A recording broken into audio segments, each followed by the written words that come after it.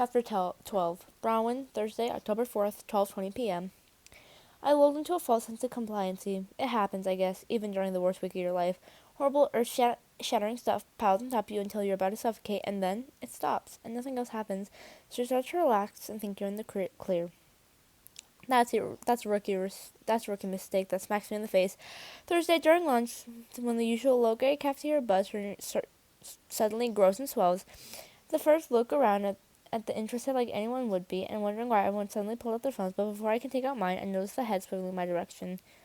Oh, Maeve is quicker than me. Her soft exhalation as she scans her phone low and with much regret as my heart sinks. She catches her bottom lip between her teeth and wrinkles her forehead. Bronwyn, it's another Tumblr post about... Just here. I take her phone, my heart pounding. I read the exact same words Detective Mendoza showed me on Sunday, after Simon's funeral for the first time. First time this app has ever featured Good Girl BR, but possessor of the most of school's most perfect academic record. It's all here, Simon's unpublished entries of each of us, with an ad note at the bottom. Did you think I was joking about killing Simon? Read it and weep, kids. Everyone in attention with Simon last week had an extra special reason for wanting him gone. Exhibit A, the post above, which she was about to post on about that. Now here's the assignment. Connect the dots with everybody in it together. Connect the dots. Is everybody in it together, or is somebody pulling the strings? Who's the puppet master and who's the puppet? I'll give you a hint to get you started. Everyone's lying. Go! I raise my eyes and lock on Maeve's. She knows the truth of it all, but I haven't told you go, Kate, because I thought maybe this could stay contained, quiet, while the police ran their investigation in the background, and then closed out from lack of evidence. I'm pathetically naive, obviously. Bronwyn? I can barely hear Yumiko's voice roaring over the roaring in my ears. Is this for real? Fuck this Tumblr bullshit. I'd be startled at Maeve's language if I hadn't vaulted over my surprise threshold 2 minutes ago. But I could hack that stupid thing and figure out who's behind it. Maeve, no! My voice is so loud. I lower it and switch to Spanish. No lo hagas. No queremos. Force myself to stop talking as Kate and Hugo keep staring at me. You can't. We don't want. That should be enough for now, but Maeve won't shut up. I don't care, she says furiously. You might, but I... Saved by the loudspeaker, sort of deja vu seizes me as disembodied voices float around my room. Attention, please. Would Cooper Clay, Nate McCauley, Adelaide Prentice, and Brown Rojas please report to the main office? Cooper Clay, Nate McCauley, Adelaide Prentice, and Brown Rojas to the main office. I don't remember getting to my feet, but I must have, because here I am, moving, shuffling like a zombie past the stairs and whispers, heaving through the tables until I get to the cafeteria exit, down the hall and past the homecoming posters that are still 3 weeks old now. Our planning committee is slacking, which would inspire more disdain if I weren't on it. When I get to the main office, the receptionist gestures to the conference room with the royal wave of someone who thinks I should know the drill by now. I'm the last to arrive, at least I think I am, unless Bayview Police School Committee members are joining us. Close the door, Bronwyn, Principal Gupta says, and I comply. And I slide past her seat to take a seat between Nate and Addie across from Cooper. Principal Gupta steeples her fingers under her chin. I'm sure I don't have to tell you why you're here. You've been keeping an eye on that repulsive Tumblr site and got today's update as soon as you did. At the time, we had a request from the Bayview Police Department to make somebody available for interview starting tomorrow. My understanding, based on conversation with police, is that today's Tumblr is an accurate reflection of Simon's post before he died. I realize that most of you now have legal representation, which of course the school respects. This is a safe place if there's anything you'd like to tell me that might help the school better understand the pressures you are facing. Now is the time. I stare at my knee. As my knee starts to tremble. Is she for real? Now is most definitely not the time. Still, I feel this most irresistible urge to answer her. To explain myself, until a hand under the table grasps mine. Nate doesn't look at me, but his fingers thread through mine, warm and strong, resting against my shaking leg, and his Guinness t-shirt again, and the material stretches thin and soft across his shoulders. I glance at him and gives a tiny, almost imperceptible shake of the head.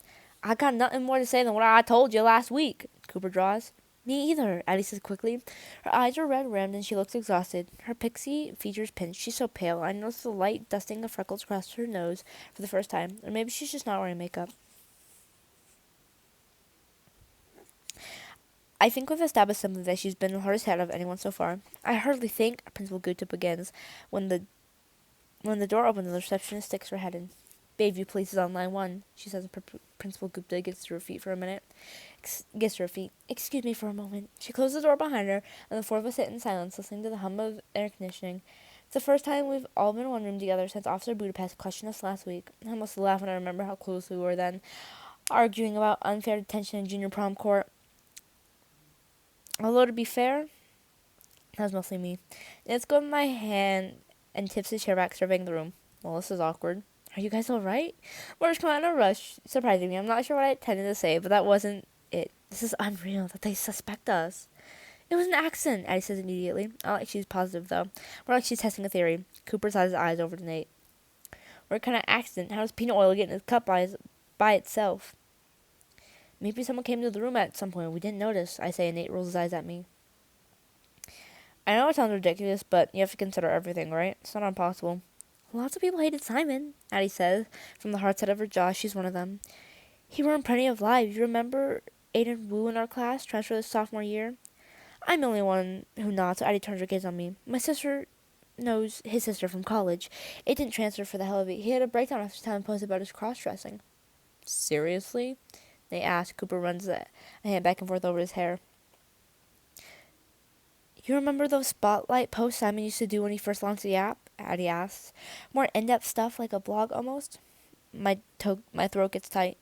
I remember. Well, he did that with Aiden, Addie says. It was straight up evil. Something about her tone makes me uneasy. I never thought I'd hear Addie shallow little Addie Prentice speak with such venom in her voice, or have an opinion of her own. Cooper jumps in hastily, like he's worried she's going to go off on a rant. That's what Leah Jackson said at the memorial service. I ran into her under the bleachers. She said we were all hypocrites for treating him like some kind of mitre. Well, there you go, Nate says. You were right, Bronwyn. The entire school's probably been walking around with bottles of peanut oil in their backpacks waiting for their chances. Not just peanut oil, Addie says, and we all turn to her. It would have to be cold pressed for a person with allergies to react to it. The gourmet type, basically. Nate stares at her, his brow creased. How would you know that? Addie shrugs. I saw it on the Food Network once. Maybe that's the sort of thing you should keep to yourself when Gupta comes back, Nate suggests, and the ghost of a grin flits across Eddie's face. Cooper glares at Nate. This isn't a joke. Nate yawns, unperturbed. Feels like it sometimes. I swallow hard, my mind still churning through the conversation. Leah and I were friends once. We partnered in a model United Nations competition and brought us to the state finals at the beginning of junior year. Simon had wanted to participate too, but we told him the wrong application deadline and he missed the cutoff. It wasn't on purpose, but he never believed that I was furious with both of us. A few weeks later, he started writing about Leah's sex life and about that. Usually Simon posted something once and let it go. But with Leah, he kept the updates coming. It was personal. I'm sure he'd have done the same with me if there had been anything to find back then. When Leah started sliding off the rails, she asked me if I misled Simon on purpose. I hadn't, but I felt guilty, especially once she slit her wrists. Nothing was the same for her after Simon started his campaign against her. I don't know what was going through something. I don't know what going through something like that does to a person. Principal Gupta comes back to her room, shutting the door behind her, settling into a seat. My apologies, but that couldn't wait. Where were we? Silence falls for a few seconds until Cooper clears his throat. With all due respect, ma'am, I think we were agreeing that we can't have this conversation. There was still in his voice that wasn't there before. In an instant, I feel the energy of the room coalesce and shift. We don't trust one another. That's pretty obvious. But we trust Principal Gupta and the Bayview Police Department even less, and she sees it too. She pushed her chair back. It's important you know that this door is always open to you, she says, but we've already getting to our feet and opening the door ourselves.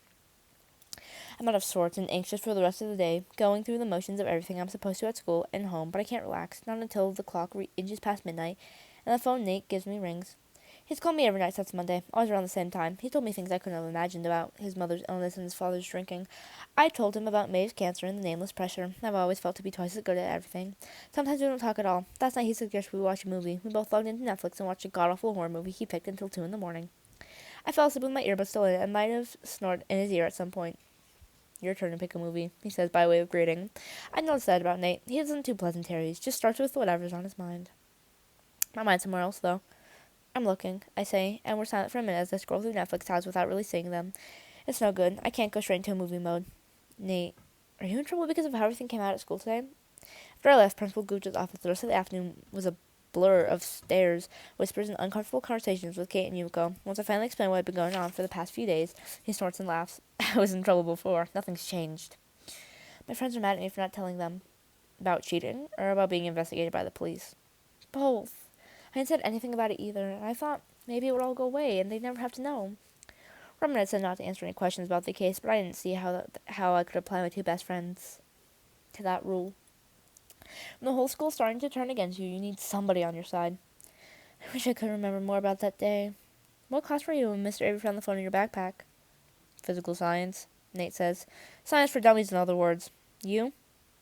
Independent study. I say, chewing on the side of my cheeks ironically.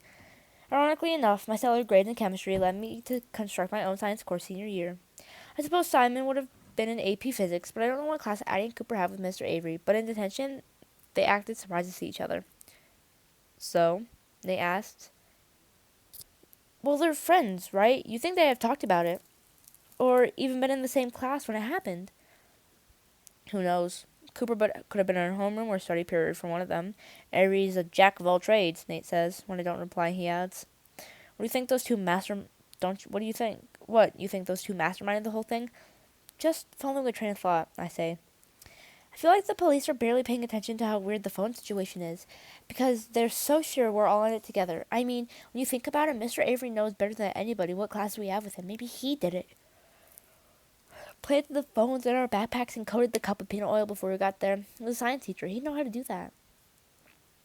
Even as I say it, though, the mental image of a frail, mousy teacher maniacally doctoring cups before detention doesn't ring true. Neither does Cooper making off with the school's EpiPens, or Addie hatching a murder scheme while watching the Food Network. I don't really know any of them, including Nate, even though it feels like I do. Anything's possible, Nate says. Pick a movie net. I'm tempted to choose something cool and art housey to impress him, except he'd probably see right through it, plus he picked a crap horror movie, so there's not much to live up to. Have you seen Divergent? No. His tone is wary. I don't want to. Tough. I don't want to watch a bunch of people get killed by a miscreative from an alien tier in the space contained continuum, but I did. Damn it, Nate sounds resigned. He pauses and asks, You have it buffered? Yes. Hit play. And we do.